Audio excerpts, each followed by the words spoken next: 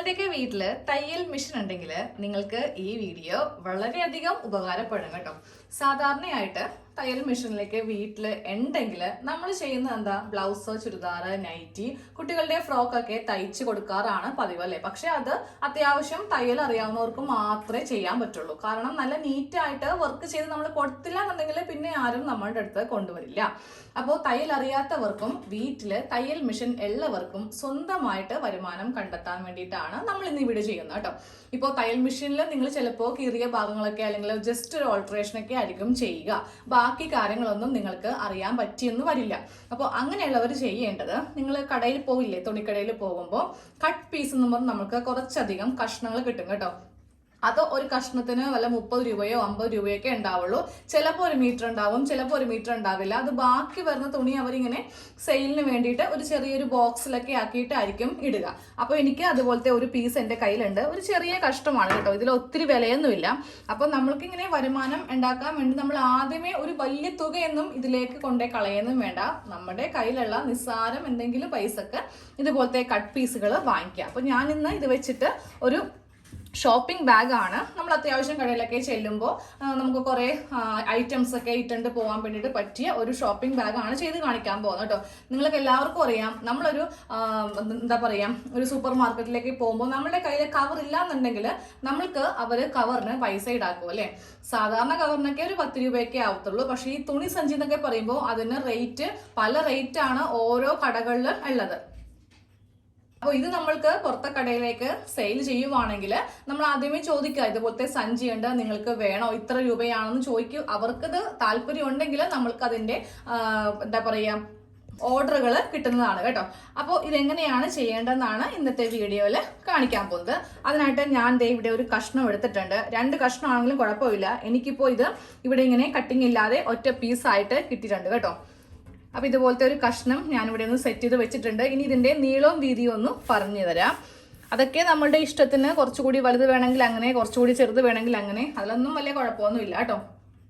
ഈ തുണിയുടെ നീളവും വീതിയും ഒന്ന് കാണിച്ചു തരാം. രണ്ടും ഒരേ അളവിലാണ് ഞാനിപ്പോൾ എടുത്തു കൊടുത്തിരിക്കുന്നത്. നിങ്ങൾക്ക് പക്ഷേ ഇതിലൊക്കെ ചേഞ്ചസ് വരുത്താം കേട്ടോ. ഇതിൻ്റെ വിഡ്ത്ത് വരുന്നത് 21 ഇഞ്ചാണ് ഇതിൻ്റെ വിഡ്ത്ത് വരുന്നത്. ഇനി നമ്മൾക്ക് ഇതിൻ്റെ ലെങ്ത്ത് നോക്കാം. ലെങ്ത്തും വരുന്നത് 21 ഇഞ്ചാണ്. അപ്പോൾ ഇതുപോലത്തെ 2 പീസ് നമ്മൾക്ക് വേണം കേട്ടോ. ഇതാ ഒന്നിൻ്റെ മീതെ ഒന്നുണ്ട്. അപ്പോൾ എനിക്കിവിടെ കട്ടിങ് ഇല്ല. കട്ടിങ് ഇല്ലാത്തൊരു ഭാഗമായിട്ടാണ്, എനിക്ക് ഒറ്റൊരു പീസായിട്ടാണ് എടുത്തിരിക്കുന്നത്. നിങ്ങളുടെ കയ്യിൽ 2 പീസാണെങ്കിലും കുഴപ്പമില്ല. നമ്മൾക്ക് ഇവിടെ ഒന്ന് ജോയിൻറ്റ് ചെയ്താൽ മതി. ഇതിൽ ഒത്തിരി വലിയ കാര്യങ്ങളൊന്നുമില്ല. ആകെപ്പാടെ ഇതിൻ്റെ ഈ 3 വശം ഒന്ന് സ്റ്റിച്ച് ചെയ്യണം. പിന്നെ ഈ മുകൾ ഭാഗത്ത് ഒരു വള്ളിയും വെച്ച് കൊടുക്കുക. ഈ ഒരു ഭാഗത്ത് കോർണറിൽ നമ്മൾക്ക് സാധനങ്ങൾ അധികം ഇതിൽ കടത്തി വെക്കണമല്ലോ. വെറുതെ ഇങ്ങനെ തയ്ച്ചിട്ടുണ്ടെങ്കിൽ ഇഷ്ടംപോലെ സാധനങ്ങൾ കൊള്ളിക്കാൻ പറ്റില്ല. അതിന് ഈ കോർണറിൻ്റെ ഭാഗത്ത് ഒരു സ്റ്റിച്ചും കൂടെ ഉണ്ടാവും. അത്ര മാത്രമേ ഉള്ളൂ. അപ്പോൾ ഇതിൻ്റെ ഉള്ളിൽ നിന്ന് നമ്മൾക്ക് സ്റ്റാർട്ട് ചെയ്യാം.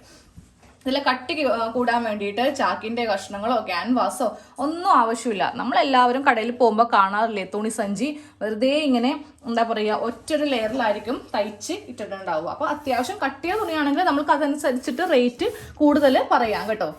ഈ എന്താ പറയുക, ഈ വല പോലത്തെ തുണിക്ക് വരെ 35 രൂപ 40 രൂപയൊക്കെയാണ് കടകളിൽ വരുന്നത്. പക്ഷേ ഇതെന്ന് പറയുമ്പോൾ ഞാനിപ്പോൾ എടുത്തിരിക്കുന്നത് നല്ല കട്ടിയുള്ള തുണിയാണ്. അപ്പോൾ തുണികളുടെ കട്ടിയും ക്വാളിറ്റി അനുസരിച്ചിട്ട് നമ്മൾക്ക് പൈസ കൂടുതൽ പറയാവുന്നതാണ്. നമ്മൾക്ക് ഇവിടെ 2 വള്ളി വെച്ച് കൊടുക്കണം. അതിൻ്റെ അളവാണ് കാണിക്കാൻ പോകുന്നത് കേട്ടോ. അപ്പോൾ ആദ്യമേ ഇതിൻ്റെ സെൻറ്റർ ഒന്ന് മാർക്ക് ചെയ്യാം. 21ൻ്റെ സെൻറ്റർ 10.5 ഇഞ്ചാണ്. അത് ഞാനിവിടെ ഇങ്ങനെ ഒന്ന് മാർക്ക് ചെയ്ത് കൊടുത്തു. 10.5 ഇഞ്ചിൽ മാർക്ക് ചെയ്ത് കൊടുത്തു. എന്നിട്ട് ഇവിടെ നിന്ന് ഇങ്ങോട്ടേക്ക് 3 ഇഞ്ച്, അത് കഴിഞ്ഞിട്ട് ഈ സെൻറ്ററിൽ നിന്ന് ഇങ്ങോട്ടേക്ക് 3 ഇഞ്ച്. നമ്മൾ ഈ 2 ഭാഗത്താണ് വള്ളി വെച്ച് കൊടുക്കാൻ പോകുന്നത്. അപ്പോൾ ഇതിൻ്റെ 2 സൈഡിലേക്കും ഇങ്ങനെ ഒന്ന് മാർക്ക് ചെയ്ത് കൊടുക്കുക. അപ്പോൾ ഇതിൻ്റെ കഷ്ണം തന്നെ ഞാൻ എടുത്തില്ല. ഞാൻ ഇതിനായിട്ടൊരു പ്ലെയിൻ ബ്ലാക്ക് ആണ് എടുത്തിരിക്കുന്നത്. അപ്പോൾ ഈ ഒരു കഷ്ണത്തിന് അത്യാവശ്യം വീതി കൊടുക്കുക കേട്ടോ. ഒരു 4 ഇഞ്ചോളം വിട്ട് കൊടുക്കുക. എന്നിട്ട് ഇതിങ്ങനെ വെച്ചിട്ടൊന്ന് മടക്കി ഒന്ന് തയ്ച്ച് കൊടുക്കുക. ഇതിൻ്റെ ലെങ്ത്ത് പറഞ്ഞു തരാം. ലെങ്ത്ത് എടുത്തിരിക്കുന്നത് ഞാനിപ്പോൾ ഇവിടെ ഒരു 20 ഇഞ്ചോളം ലെങ്ത്ത് കൊടുത്തിട്ടുണ്ട് കേട്ടോ. 2 സ്ട്രിപ്പ് ഉണ്ട്. അപ്പോൾ നമ്മൾക്ക് ഇതൊന്ന് ആദ്യമേ തയ്ച്ചെടുക്കുക. എന്നിട്ട് ഇവിടെ ഒന്ന് ഫിക്സ് ചെയ്യുക. അത് കഴിഞ്ഞിട്ട് ഈ 3 വശം കൂട്ടിയിട്ട് ബാക്കിയൊക്കെ ഉള്ളത് കാണിച്ചു തരാം. ആദ്യമേ ഈ വള്ളി ഒന്ന് തയ്ച്ചെടുക്കാം. അതിനായിട്ട് ഇങ്ങനെ ഒരു മടക്കുക. അത് കഴിഞ്ഞിട്ട് ഇങ്ങനെ സെൻറ്ററിലേക്ക്, അത് കഴിഞ്ഞിട്ട് ഇത് 2ഉം കൂടെ ഇങ്ങനെ വെച്ചിട്ട് ഒരു മടക്ക്. അപ്പോൾ നേരെ തയ്യൽ മെഷീനിലേക്ക് വെച്ചിട്ട് ഇതിങ്ങനെ ഒന്ന് സ്റ്റിച്ച് ചെയ്ത് കൊടുക്കുക. ഒരു 4 ഇഞ്ചെങ്കിലും വീതി കൊടുക്കണം. എന്നാലേ ഇത് നമ്മൾ കയ്യിൽ പിടിക്കുമ്പോൾ അത്യാവശ്യം തുണിക്ക് കുറച്ച് കട്ടി ഉണ്ടാവണം, അതിനാണ് 4 ഇഞ്ച് കൊടുക്കുന്നത് കേട്ടോ. ഇതുപോലെ ഇങ്ങനെ വള്ളി തയ്ച്ചെടുത്തിട്ടുണ്ട്. 2 വള്ളി ഇതാ, 2 വള്ളി നമ്മൾ സെറ്റാക്കി എടുത്തിട്ടുണ്ട്. അപ്പോൾ ആദ്യമേ ഈ വള്ളി വെക്കാം, എന്നിട്ട് വേണം അതിൻ്റെ മുകൾ ഭാഗം ഒന്ന് മടക്കി അടിക്കാൻ വേണ്ടിയിട്ട്. വള്ളി വെക്കാൻ വേണ്ടിയിട്ട് നമ്മൾ സെൻറ്ററിൽ നിന്ന് ഇങ്ങോട്ടേക്കും 3 ഇഞ്ചിൽ മാർക്ക് ചെയ്തില്ലേ, അപ്പോൾ ഒരു വള്ളി എടുക്കുക. എന്നിട്ട് ദേ ഇവിടെ ഇങ്ങനെ ഒരു 2 സ്റ്റിച്ച് കൊടുത്ത് നിർത്തുക. അത് കഴിയുമ്പോൾ ഇതിങ്ങനെ വളച്ചെടുക്കുക കേട്ടോ.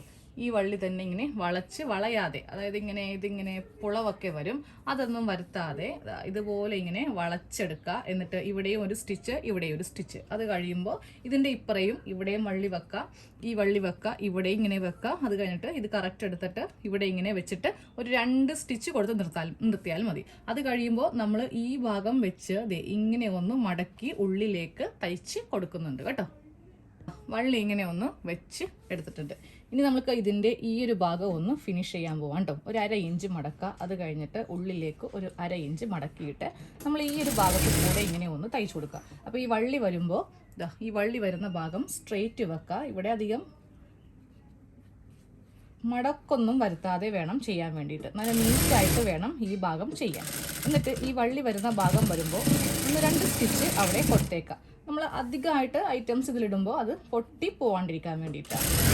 ഇതുപോലെ തയ്ച്ച് ഇനി വീണ്ടും ഈ ഭാഗം വരുമ്പോൾ ഈ തുണി ഒന്ന് നിവർത്തി കൊടുക്കുക. എന്നിട്ട് വേണം ഇവിടെ ഇങ്ങനെ മടക്കി എടുക്കാൻ വേണ്ടിയിട്ട്. അപ്പോൾ ഇതുപോലെ മടക്കി എടുത്തു.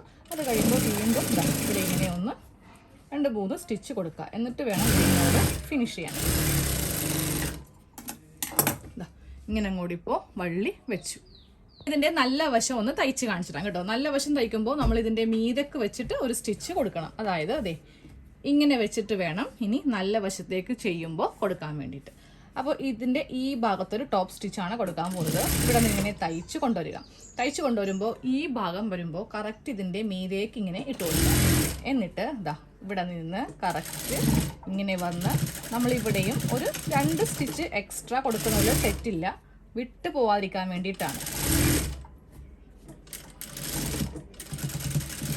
ഇനി സാധനമൊക്കെ എങ്ങാനും വഴിയിൽ പൊട്ടിപ്പോവുകയാണെങ്കിൽ ഇത് തയ്ച്ചവനെ ആ ഒരു സമയത്ത് അത് മേടിച്ചാൽ ഓർക്കും. അത് നമ്മൾ ചെയ്യരുത് കേട്ടോ. നമ്മൾ എന്ത് കാര്യവും ചെറിയ കാര്യം ചെയ്താൽ കൂടെ പുറത്തൊക്കെ ചെയ്യുമ്പോൾ നമ്മൾ അതിൻ്റേതായ രീതിക്ക് വേണം ചെയ്ത് കൊടുക്കാൻ വേണ്ടിയിട്ട്. കവറൊക്കെ പൊട്ടിപ്പോയാൽ അറിയാമല്ലോ, എല്ലാം താഴ്ത്തു പോകും. പിന്നെ അവിടെ നിന്ന് പിറക്കാൻ നിൽക്കണം. അപ്പോൾ നമ്മളത് നല്ലതുപോലെ ചെയ്ത് കൊടുത്താൽ കുഴപ്പമില്ലല്ലോ. അപ്പോൾ ഇവിടെയും സ്റ്റിച്ച് കൊടുത്തു, ഇവിടെയും സ്റ്റിച്ച് കൊടുത്തു. ഇതിൻ്റെ ഉൾഭാഗവും ഇതുപോലെ നല്ല നീറ്റാക്കി ചെയ്തിട്ടുണ്ട്. അപ്പോൾ ഇനി ഈ ഭാഗം കൂടെ ചെയ്യുക. ഇപ്പോൾ ഒരു ഭാഗം ഞാൻ കാണിച്ചു തന്നിട്ടുള്ളൂ. ഇതേപോലെ തന്നെ ഇവിടെയും ഒന്ന് ചെയ്യാം കേട്ടോ. 2 ഭാഗത്തും വള്ളി വെച്ച് കഴിഞ്ഞിട്ടുണ്ടെങ്കിൽ പിന്നെ ഈ സൈഡുകൾ കൂട്ടുക കേട്ടോ. നിങ്ങൾക്ക് ഇവിടെ ഓപ്പൺ ആണെങ്കിൽ ഇവിടെയും കൂട്ടി അടിക്കേണ്ടി വരും. എനിക്കിപ്പോൾ ഇവിടെ ഓപ്പൺ അല്ലാത്തതുകൊണ്ട് ഇവിടെ സ്റ്റിച്ച് ചെയ്യേണ്ട ആവശ്യമില്ല. 2 ഭാഗം മാത്രം, ഒന്ന് ഇവിടെയും ഒന്ന് ഇവിടെയും ഒന്ന് സൈഡ് സാധാരണ പോലെ തന്നെ ഇവിടെയും ഞാൻ ഡബിൾ സ്റ്റിച്ച് കൊടുക്കും കേട്ടോ. ഒന്ന് കെട്ടിട്ട് ഇവിടെ ഇങ്ങനെ സ്റ്റാർട്ട് ചെയ്യുക.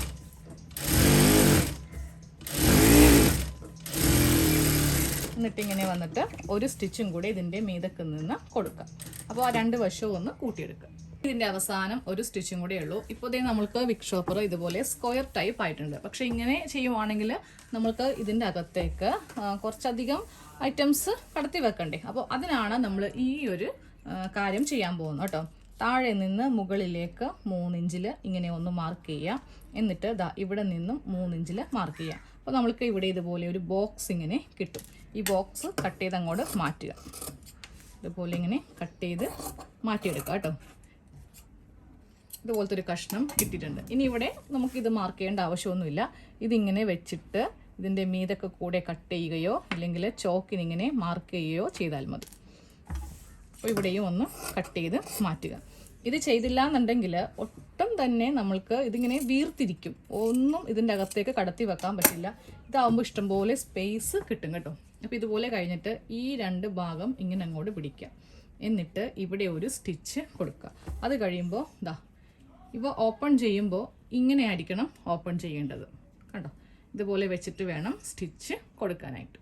ഷോപ്പിംഗ് ബാഗിന്റെ ഫുൾ കട്ടിങ്ങും സ്റ്റിച്ചിങ്ങും കഴിഞ്ഞു കേട്ടോ. ഇതിപ്പോൾ വളരെ ഒതുങ്ങിപ്പോയെന്ന് നിങ്ങൾ വിചാരിക്കുന്നുണ്ടാവും, പക്ഷേ ഇത് ഒതുങ്ങിപ്പോയിട്ടില്ല. ഞാൻ കാണിച്ചു തരാം കേട്ടോ. ഇത് ഞാനൊന്ന് ഒതുക്കി വെച്ചിരിക്കുക. നമ്മൾ ഈ സൈഡിൽ ഇതുപോലെ ചെയ്യുമ്പോണ്ടല്ലോ വളരെ ചെറിയ കവറായിട്ട് നമുക്ക് തോന്നും. അപ്പോൾ ഞാനൊന്ന് നിവർത്തി കാണിച്ചു തരട്ടെ. നിവർത്തുമ്പോൾ നല്ല സ്പേസ് ആണ് കേട്ടോ. കണ്ടോ, ഇഷ്ടം പോലെ എന്ത് നമ്മൾക്ക് മേടിച്ചാലും ഇപ്പോൾ നമ്മൾക്ക് സപ്ലൈക്ക് പോകണമെങ്കിലോ ഇല്ലെങ്കിൽ മാർജിൻ ഫ്രീയിലോ ഇല്ലെങ്കിൽ എവിടെ പോയാലും പച്ചക്കറി മേടിക്കാൻ പോകണമെങ്കിലോ എവിടെ പോകണമെങ്കിലും നമ്മൾക്ക് ഇതിൻ്റെ അകത്ത് ഒരു കുന്ന് സാധനങ്ങൾ കൊണ്ടുവരാൻ വേണ്ടി പറ്റും. അഴുക്കായാൽ കഴുകിയിടാം. ഇതിൻ്റെ അകത്ത് നമ്മൾ ചാക്കോ അല്ലെങ്കിൽ ക്യാൻവാസോ ഒന്നും വെക്കേണ്ട ആവശ്യമില്ല. അതൊക്കെ ഉണ്ടെങ്കിൽ നമ്മൾക്ക് ബുദ്ധിമുട്ടായിരിക്കും ഇത് കഴുകിയൊക്കെ എടുക്കാൻ. ഇതാകുമ്പോൾ നമ്മൾ സാധാരണ തുണി തിരുമുന്ന പോലെ ഇങ്ങനെ തിരുമ്മി എടുക്കാം കേട്ടോ. ഉള്ളിലാണെങ്കിലും നല്ല നീറ്റായിട്ട് ഇതുപോലെ ഇങ്ങനെ ചെയ്ത് കൊടുത്തിട്ടുണ്ട്. വള്ളിയൊക്കെ കണ്ടോ, നല്ല ഭംഗിയായിട്ട് വേണം വള്ളിയൊക്കെ വെച്ച് കൊടുക്കാൻ. നല്ലപോലെ സ്റ്റിച്ച് ചെയ്ത് കൊടുക്കുക, ഇല്ലെങ്കിലേ വഴിയിൽ നിന്ന് പിറക്കേണ്ടി വരും കേട്ടോ. അതെല്ലാവരും ഓർത്തേക്കുക. അങ്ങനെ അബദ്ധം പറ്റിയിട്ടുണ്ടെങ്കിൽ പിന്നെ നമ്മൾക്ക് എന്ത് ചെയ്യുമ്പോഴും അതൊരു പേടിയായിരിക്കും. അയ്യോ അങ്ങനെ പൊട്ടി പോവോ, ഇനിയിപ്പോൾ ഒരു ടോപ്പൊക്കെ തയ്ച്ചാൽ അയ്യോ ഇനി അതെങ്ങാനും സൈഡൊക്കെ വിട്ടു പോവോ. അപ്പം നമ്മൾ അതിൻ്റെതായ ഒരു സീരിയസ് കൊടുത്തിട്ട് ചെയ്തെടുത്താൽ മതി കേട്ടോ. അപ്പോൾ ശരി, താങ്ക്